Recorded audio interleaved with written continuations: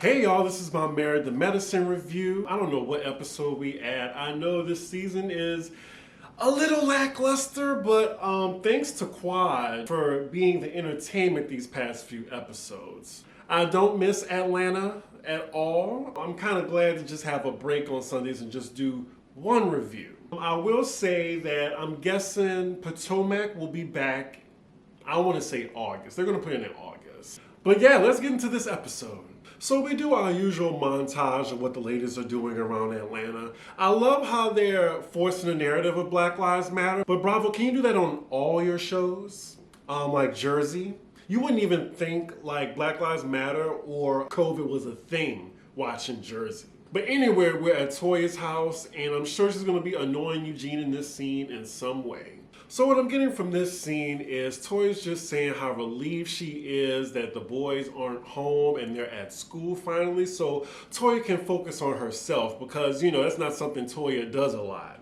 And it's funny because you would think she's so happy, but this past episode, she had like a stank look on her face. You think she's going through something. So Toya does acknowledge in her confessionals that she is tired of the ladies. Toya, I'm sure the ladies are tired of you. I think you are the common denominator in all of that. Like, what is she talking about right now? She the one going around the neighborhood telling everybody Anila is broke. Yeah, I think Toya feeling herself. She feeling herself too much. Now watch when they don't bring her ass back next season. We'll see where she living at then. So next scene we're with Dr. Simone, and she's having a talk with her son who's living with her now because he took a year off break in college. Now, first off, why won't he get his hair cut? And why won't somebody mention to him, you want to get your hair cut? And speaking of hair, Simone, she might need to shift that down a little bit more, just a little bit more. Anywho, they're having a conversation. He saved up money and she's hoping that he has a plan.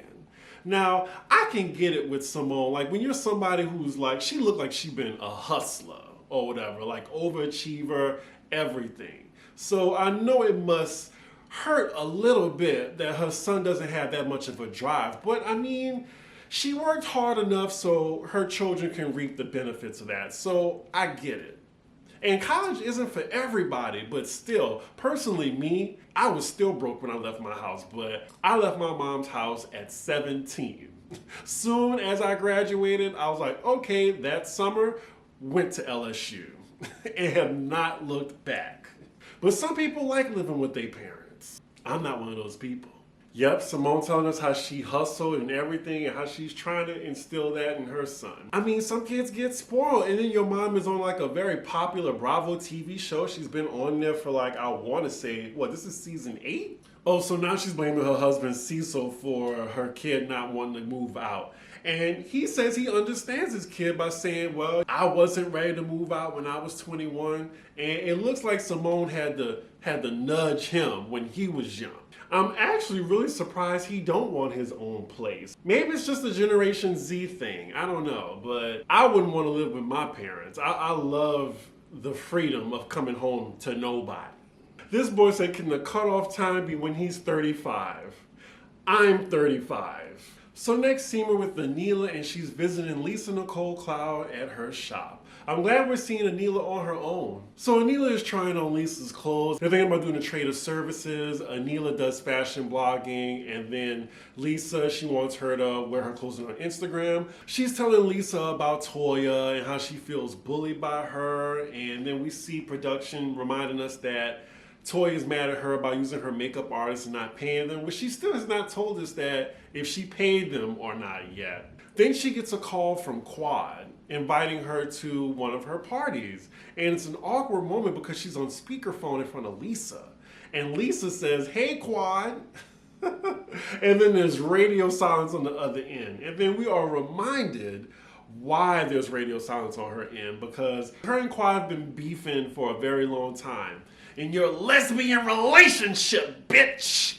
Who can forget that iconic moment? I might look that up on YouTube later. Oh my God, what a moment. I would never forget a bitch if they did that to me. Threw water in my face? And what's wrong with lesbians? That was a very awkward moment. Lisa just straight up asked Quad, are you gonna invite me? We can let bygones be bygones? Girl, somebody wants camera time. But actually, Quad says yes, the both of y'all are invited. So it looks like they're going to keep it cute between them. Next scene, we're with Contessa at her new practice. They got that started real quick, unless filming just was taking over the span of 3 months or so. But yeah, her husband comes by and they're doing some procedure to help her get more edges. She told us how it worked, but I wasn't paying attention. So she took this time out while her husband has a needle to her head to, I guess, address the stress she has right now in her marriage. So Contessa is suggesting to her husband, why don't we go to therapy? I just feel like we just have so many issues that we don't talk about. And her husband is not for the therapy. He does not want to talk about his feelings. He even says, men don't talk about stuff. And I'm like, wow, he's very old fashioned. He's giving me a Joe Gorga right now with that. Like, can he at least just try therapy? Ooh, they even fighting in the confessionals. Yeah, their marriage is in trouble. Either they're putting on for the cameras or they're about to be divorced by the end of the reunion. So next scene, we're with Quad, and it looks like she's getting ready to host everybody for the dinner at her place. Of course, she has her own gay minion. They're plentiful in Atlanta, and he's helping her cook, make drinks, etc. Yeah, I'm so glad Quad is back. Like, she's the most entertaining person on here. The producers were very smart to bring her back and not let her go. Because these other chicks is boring. Wow, Quad's apartment looks really nice, and it looks large too. She definitely wants Toya to come over since she was talking the most shit about her place. Next, we're at Jackie's place, and Simone's coming over. I'm guessing they're gonna drive together to Quad's. Now, some off-camera tea is, according to Quad, Simone and Jackie aren't friends anymore in real life. Like, they were just putting on for the cameras.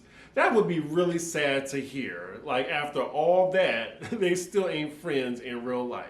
So before they head on to Quad's, they're sitting in Jackie's closet and they're just having a conversation. And it's about Toya and why she acting out lately. And they're wondering what's wrong with her. So according to Simone, the reason why Toya is angry is because, you know, she has this great house now. She's doing well for herself, finally. And she hears Heavenly and Quad talking about her, and she's frustrated about that. I mean, don't they all talk about each other, really?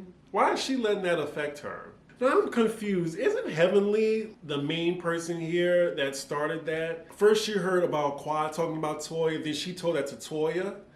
And then when she heard something from Toya, she brought that back to Quad. So I think they're kind of beefing because of Heavenly. So all the ladies are arriving. Do they really have to keep those face shields on? I swear they are putting the black girls to a different standard than the other franchises. I don't see anybody else wearing like the face shields. So the ladies talking and Heavenly's like, yeah, we really like Anita. And then definitely Contessa says her name is Anila. Of course Heavenly does that. And then the producers remind us how she did that to Contessa when she was new. Now, I see you, Quad, in this marketing. She is like saying out the entire name of the food. We're getting a close-up of each dish. And of course, her cookbook is in plain view of the camera. We see you, Quad. Get your coin, girl. Child, here we go with Heavenly judging somebody again for not having a man just because you married an ogre quick because no one else wanted you. Yes, Heavenly, people are allowed to have standards. Unfortunately, you didn't have any looking at your husband. So now we see Toya pull up and she's with Carrie. This woman brings her own drink to the party. She's starting off wrong already. She's like, I don't know what kind of liquor they got. If Keeping Up with the Joneses was a person, it would be Toya. Like, she really think her shit don't stink now. She really just walking with her own drink? Tacky Toya. And already when Toya comes in, she ignores Anila. Anila definitely notices that. It looks like Toya only has one minion left now, and it's Carrie. So not only does Tacky Toya come in, don't speak to the host, as well as her own friend, she brings her own drink too. She also brings a guest unannounced. You can feel the tension already. What am I watching? So the game that Quad is playing is she's putting people into teams, and it's a dance routine. That's already too much for me. Can we just play Never Have I Ever or some shit? At least everyone's being a good sport about it, even Tacky Toya. I might just have to call Toya Tacky Toya for the rest of the season. I'm just waiting for it to go left. Right now, I'm just seeing silliness. Wow, so Quad has an elevator in her house? And 4 floors? Wow. All right, you go, girl. I wonder what part of Atlanta she lives in. It looks like she got a house like Sonia Morgan. Okay, so they're all on Quad's terrace and they're talking. And I'm thinking here is where it went left. So Quad is just saying, thanks everyone for coming. And Carrie girl, even though I didn't invite you, thanks for coming as well. And then Carrie says, well, I came with Toya to give her some support because she hasn't been feeling support from the other ladies. The room is silent. Oops, so it looks like Toya was gonna nicely explain why she felt like she didn't have that much support. But then Heavenly hurry ups and interjects and says, well, Toya's been talking about everybody's house, girl. I'm sorry. Oh my God, Heavenly is really starting. Oh man. Heavenly know what she doing. Heavenly interjects again and Toya's like, mind your fucking business. And then now her and Heavenly are going at it again. Why are they against each other's faces right now? Like Toya gets up and goes up to Quad, and then Quad's in her face like, is this a bullshit ass apartment? Is this a bullshit ass apartment? Okay, now the screaming, the hands are in the face, the bucking. Wrong road, wrong road. Ooh, Toya just called Heavenly a bitch with a hard B. Wait, Heavenly just said I ain't got shit to do with it, but she started that whole thing. She's a motherfucking mannequin. Tell that bitch to stand in the corner and pose.